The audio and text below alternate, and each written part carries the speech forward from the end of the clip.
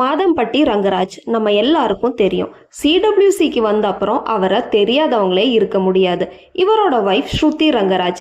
இவங்க 2 பேருக்கும் ஏதோ ப்ராப்ளம் போயிட்டு இருக்கு. இவர் ஜோயை மேரேஜ் பண்ணிட்டாரு அப்படின்னு நிறைய வீடியோஸ் சோஷியல் மீடியாஸ்ல வந்துட்டு இருந்துச்சு. ஜோய் யாருன்னு பார்த்தீங்கன்னா இவரோட ஸ்டைலிஸ்ட். சரி, அவங்க இன்ஸ்டா பார்ப்போம் அப்படின்னு அவங்க பேஜ் ஓப்பன் பண்ணி பார்த்தா ஃபுல்லாக மாதம்பட்டி ரங்கராஜ் கூட இருக்கிற ஃபோட்டோஸ் தான். வேலண்டைன்ஸ் டேல எடுத்த ஃபோட்டோஸ் அப்படி இப்படின்னு நிறைய இருந்துச்சு.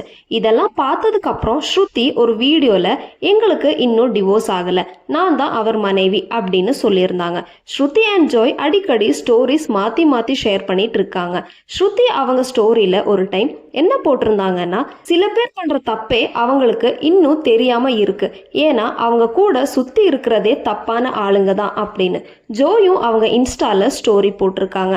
அதில் என்ன சொல்லியிருந்தாங்க அப்படின்னா, ஒரு வீடானது வெளியில் இருக்கிற ஆளுங்களால அழியாது, ஆல்ரெடி அது வீட்டில் இருக்கிறவங்களாலேயே உடஞ்சுதான் இருக்கும். பிரிஞ்சிருக்கிற குடும்பத்தை திரும்பவும் பிரிக்க முடியாது.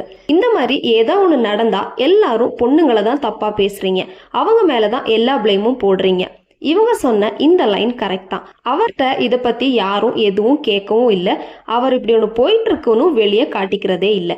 ஆனால் ஜோய் கூட வெளியே போகிறது எல்லாமே பண்ணிட்டு தான் இருக்காரு. அதை ஜோய் அவங்க இன்ஸ்டால ஷேர் பண்ணிட்டு வராங்க. மாதம்பட்டி ரங்கராஜும் ஸ்ருதி ரங்கராஜும் இன்ஸ்டால ஃபாலோ பண்ணிக்கல, அண்ட் மாதம்பட்டி ஜோயை ஃபாலோ பண்ணிட்டு தான் இருக்காரு.